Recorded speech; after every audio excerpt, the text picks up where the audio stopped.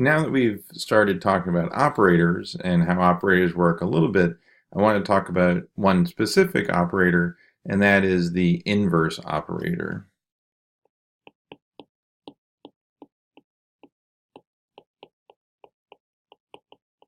Okay, so the inverse operator is a lot like the name says. It's an operator that does an inverse transformation.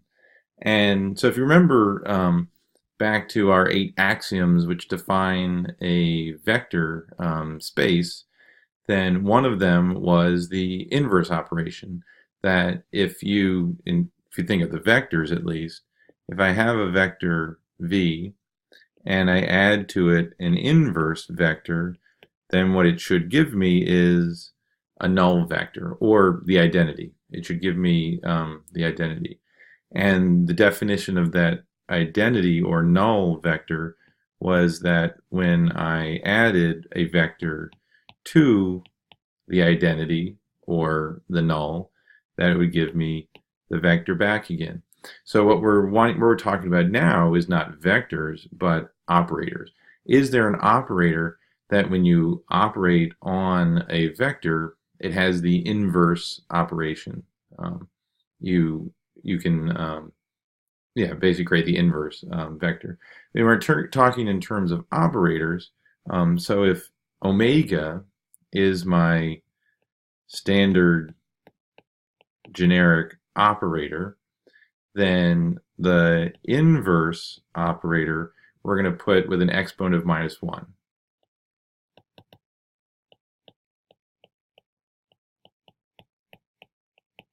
Okay, so this exponent doesn't actually mean an exponent. It is actually just a label. It's a superscript labeling that is the inverse operator. So this does not mean 1 over the operator. So that's not what that symbol means. Instead, what the superscript means is it's labeling it as the inverse. But what the property is of the inverse is that if I have an operator omega, and then I also operate with the inverse, then that action of the operator and the inverse operator will create the identity. It'll create an identity operator.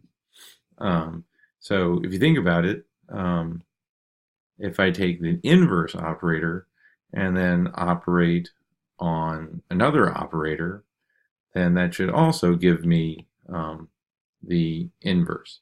So in this case, it doesn't matter what direction we're operating on. If we have the combination of the inverse operator and the operator itself, then that combination will produce the identity. It will leave the state unchanged. So if we go back to our case of rotations in 3 dimensions, x, y, and z, or like it should do is label them as 1, 2, and 3, then the rotation about the x-axis, so I'm going to do my 90-degree rotation about the x-axis, that would say move the y-axis into the z direction. The inverse should do the opposite. It should move the z up into the y direction. And that operator we're going to label as r minus pi over 2 in the x direction, or a negative 90-degree rotation about the x-axis. And so this one would be our inverse. So if we apply that, so let's say we start with state 2, the y-axis, and we apply a positive rotation about the x-axis, then follow that up with a negative rotation about the x-axis, then what's going to happen is this first operation is going to produce the z-axis. So a rotation about the x-axis moves the y direction into the z direction, But then we're going to operate with the inverse and basically move it back to the y-axis. So what we've done is basically first rotate y into z with a positive rotation about the x-axis, and then move z back into y with the negative rotation, or the inverse rotation, and basically end up with the y direction when we started with the y direction. Okay, so that's the case of rotations in 3 dimensions. So in the end, what we kind of did was take the identity, apply it to the y-axis to get back to the y-axis. But we could label this identity as the inverse rotation acting after we have the positive rotation.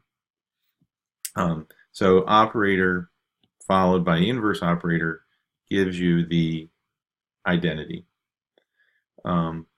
So now an interesting feature of this is that if we have a product of operators, so if we have omega and lambda as 2 different operations, the inverse of the product basically gives you the product of each individual inverse operator.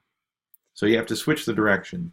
If we have a product of omega and lambda operators, and we're looking at the inverse of that product, then if we want to do it as individual operations, then we'd have to take first the inverse of omega followed by the inverse of lambda.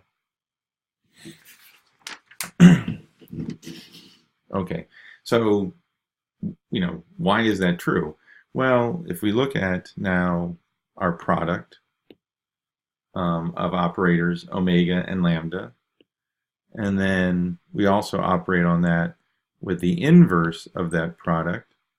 So we're basically taking the operation now of these product of these 2 operators and also acting with the inverse of that product, then that should give us the identity. And so if we work this out, we have the operators omega and lambda, and then we take the, so the inverse of the product is really the product of the inverses, so therefore we would have the inverse of lambda followed by the inverse of omega, and lambda times its inverse is the identity. So we have omega times the identity times the inverse of omega. Now the identity with any operator just gives you that operator back. So the identity and the inverse of omega just gives us the inverse of omega. So then we're left with omega times the inverse of, or operating on the inverse of omega, which is equal to the identity. So the moral of the story is that if I have a product of operators and I'm taking the inverse of it, I have to reverse the order and first take the inverse of omega followed by the inverse of lambda. Okay. I say first because what we'll find out later on is that we're always going to be operating from left to right. So if we were to apply this to a state, say V, then I reverse the order, and now the inverse of omega is going to operate on V first, followed by now the inverse of lambda on the result of the inverse of omega on V.